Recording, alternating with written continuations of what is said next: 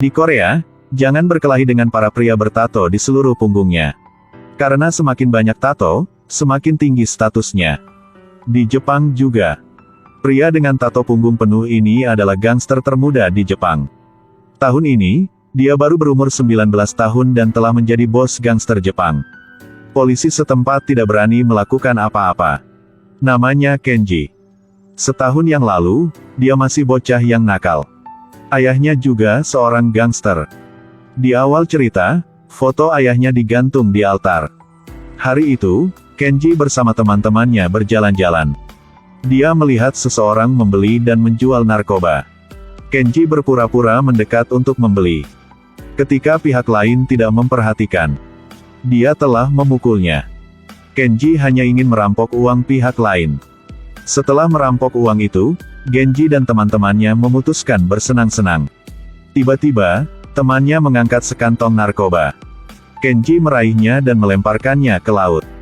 Uang bisa merampok, tapi narkoba tidak bisa. Kemudian mereka pergi ke kedai kenalan. Sesaat kemudian, bos geng lain datang. Namanya Hiroshi. Mereka duduk saling berhadapan. Tiba-tiba sekelompok orang bergegas ke kedai. Orang-orang ini datang karena bos gangster. Kenji tidak panik. Dia melihat pria ini memegang pistol dan mengarahkannya ke pria lain. Kenji mengambil panci dan memukulnya sampai mati. Bos gangster tercengang. Lalu Kenji membuang panci. Bajingan, berisik sekali. Teman-teman Kenji ketakutan dan dengan cepat menariknya melarikan diri. Keesokan paginya, bawahan Hiroshi datang ke rumah Kenji dan membawanya ke markas geng. Bos gangster ingin mengundangnya untuk bergabung dengan geng tetapi dia tidak mau. Hiroshi memberinya kartu nama yang menyuruhnya pikir baik-baik. Di jalan pulang, tiba-tiba teman-temannya menelepon dan menyuruhnya kabur. Kenji dikejar sekelompok orang. Orang-orang ini mengejar Kenji karena dia telah merampok narkoba mereka kemarin. Kenji dan teman-temannya yang tidak beruntung ditangkap oleh mereka. Akhirnya, bos gangster mereka juga muncul. Namanya Hosono. Dia berniat memaksa Kenji untuk mengembalikan uang narkoba. Tapi Kenji tak punya uang untuk mengembalikan. Apalagi uang narkoba adalah jumlah yang sangat besar. Jika kamu tidak punya uang, aku akan menjual kamu ke luar negeri. Konon organ anak muda akan dijual dengan harga tinggi. Saat bersiap untuk naik ke kapal, pihak lain tiba-tiba menemukan kartu nama Hiroshi. Hosono mengira Kenji adalah bawahan Hiroshi. Tapi Kenji bilang dia bukan gangster. Geng Hosono kerjasama dengan geng Hiroshi. Untuk mengkonfirmasi, dia menelepon Hiroshi. Tidak berapa lama, Kenji dijemput oleh bawahan Hiroshi. Kenji melihat Hiroshi. Bos gangster tidak bilang apa-apa. Dia bertanya pada Kenji, apakah kamu punya tempat tinggal nak? Kalimat inilah yang membuat Kenji menangis. Sejak dia kecil, dia kurangnya cinta. Tak berapa lama, ayahnya telah meninggal. Sejak itu, Kenji menjadi seorang gipsi. Dia bergabung dengan geng Hiroshi. Bahkan menjadi anak angkatnya. Setahun kemudian, Kenji mengubah gaya rambutnya. Dia pergi ke kedai tempat dia biasa makan. Bahkan, Kenji memberikan banyak uang kepada putra pemilik. Bocah ini sangat pintar. Bocah akan muncul di akhir film. Tiba-tiba Kenji menerima panggilan telepon. Seseorang sedang kekacauan di barnya. Lalu dia ke bar yang dia kelola. Rang-rang yang duduk di seberangnya adalah geng Hosono. Pihak lain meminta untuk membagi area pengelolaan untuk mereka. Setelah mengatakan, dia menyikat pantatnya dan meninggalkan. Kenji sangat marah karena tindakannya ini. Kenji menghancurkan botol anggur pada kepala pemimpin. Kemudian memukul junior geng Honso. Selesai, staf membalut tangannya yang terluka. Kenji sepertinya menyukainya. Namanya Yuka. Kenji mengajaknya untuk berjalan-jalan. Yuka bilang dia masih mahasiswa. Dia bukan gadis jual diri. Bekerja di bar hanya untuk mendapatkan uang untuk membayar biaya sekolah. Hal ini membuat Kenji semakin menyukai gadis ini. Di sisi ini, orang yang terkena Kenji terakhir kali. Hosono meminta Hiroshi untuk membagi area pengelolaan untuknya. Kalau tidak, dia tidak akan memaafkan kali ini. Hiroshi berbalik melawan mereka karena Kenji. Jika ingin bertarung, katakan terus terang. Hosono tercengang. Jangan gertak orang-orang gangster. Karena mereka akan membalas dendam, tidak ada yang bisa menghentikan mereka. Sebuah mobil gangster sedang melaju di jalan. Orang yang duduk di dalam mobil adalah bos gangster. Tiba-tiba, ada dua orang bergegas untuk menembakkan peluru ke arah mereka. Kenji segera melindungi bos gangster.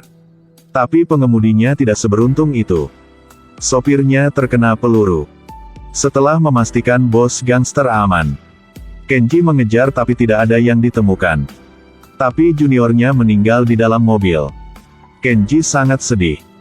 Geng mengadakan pemakaman untuk junior. Kenji ada di rumah sakit.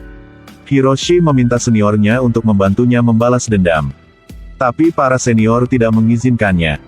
Mereka bilang masalah ini, serahkan kepada polisi untuk ditangani.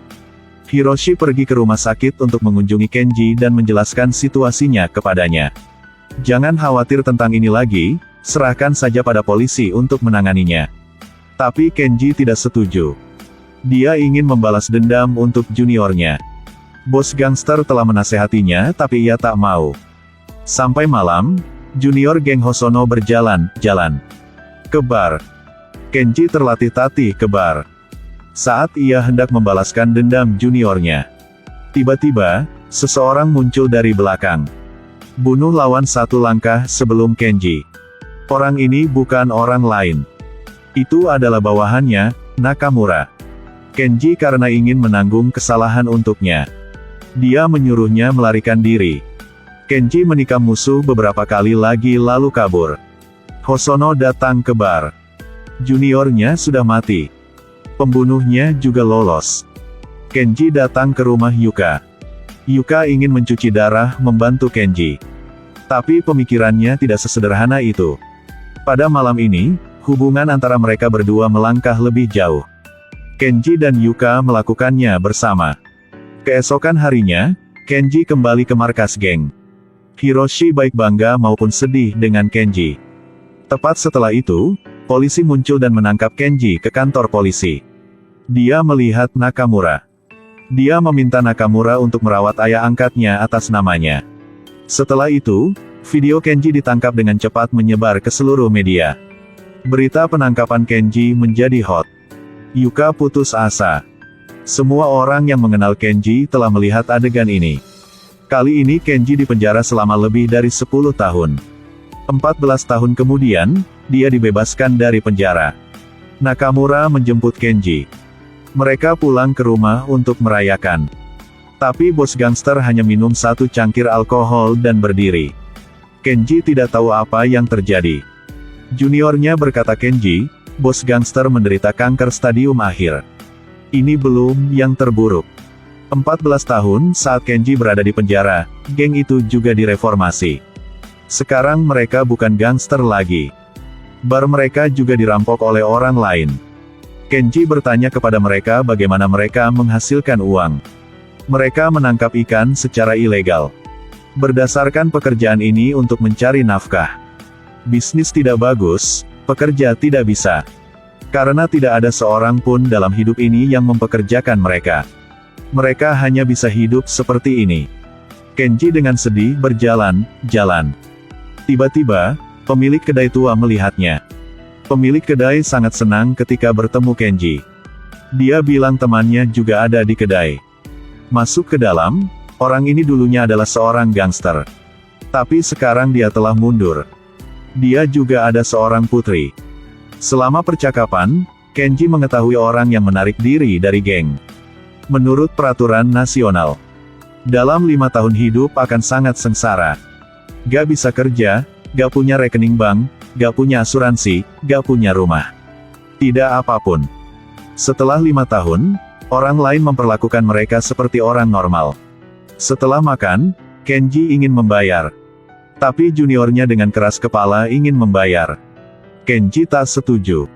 Setelah juniornya membayar, ia buru-buru pergi. Kenji bertanya apa yang terjadi. Dia berkata, jika ada yang melihat dia pergi bersama Kenji, mereka akan melihatnya sebagai penjahat. Dia mungkin kehilangan pekerjaannya. Setelah mengatakan itu, ia segera kabur. Kenji sangat sedih. Hanya pemilik kedai yang ada di samping untuk menghiburnya. Dia dengan sedih meminum semua anggur. Di luar tiba-tiba ada bocah yang nakal masuk. Bocah itu menemukan Kenji sangat akrab tetapi Kenji tidak mengenalinya. Bocah itu bilang dia Kimura. 14 tahun yang lalu, dia memberi bocah ini uang. Tidak disangka, sekarang bocah itu sudah dewasa. Kimura sekarang menjadi Kenji versi tahun itu. Gaya rambutnya sama. Kimura secara singkat memperkenalkan karya bocah kepada Kenji.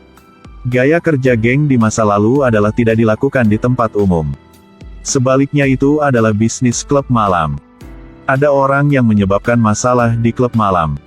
Kimura hanya mengatakan beberapa kalimat telah menyelesaikan masalahnya.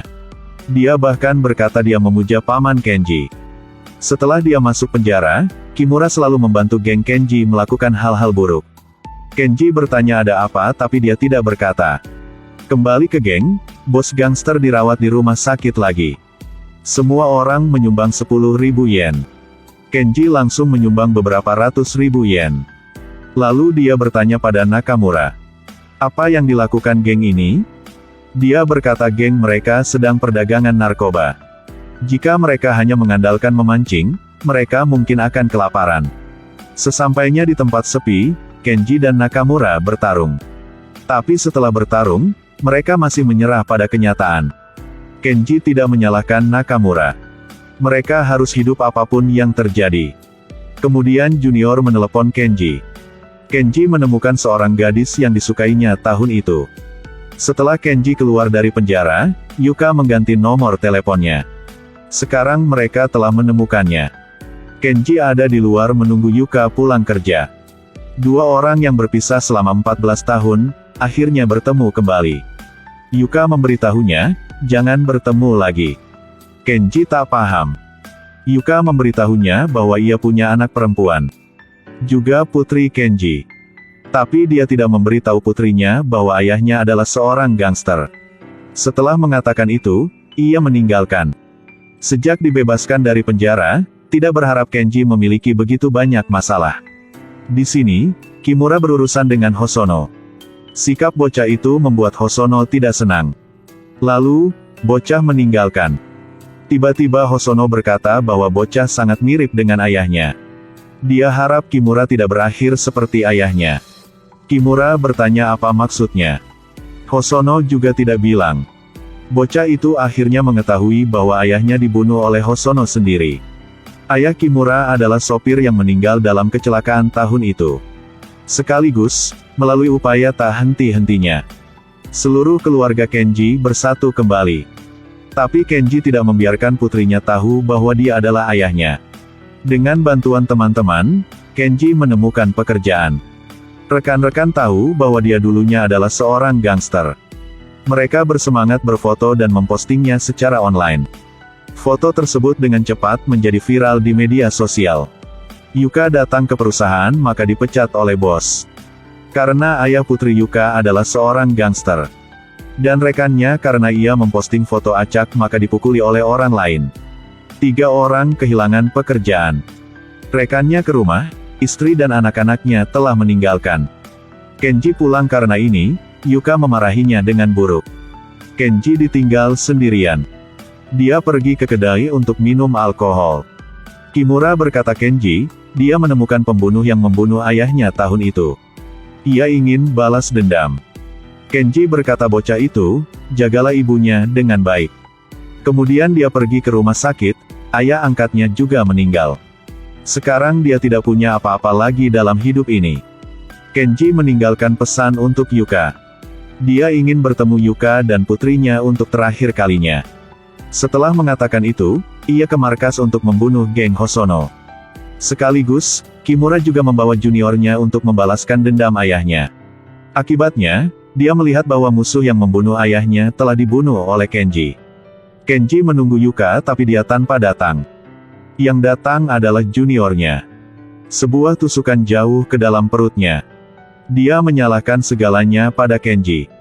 Tapi Kenji tidak menyalahkan juniornya. Kemudian Kenji jatuh ke laut. Dia selamanya di kedalaman laut. Setiap tahun pada hari ini, Kimura datang ke laut untuk memuja Kenji. Anak perempuan Kenji juga datang ke sana.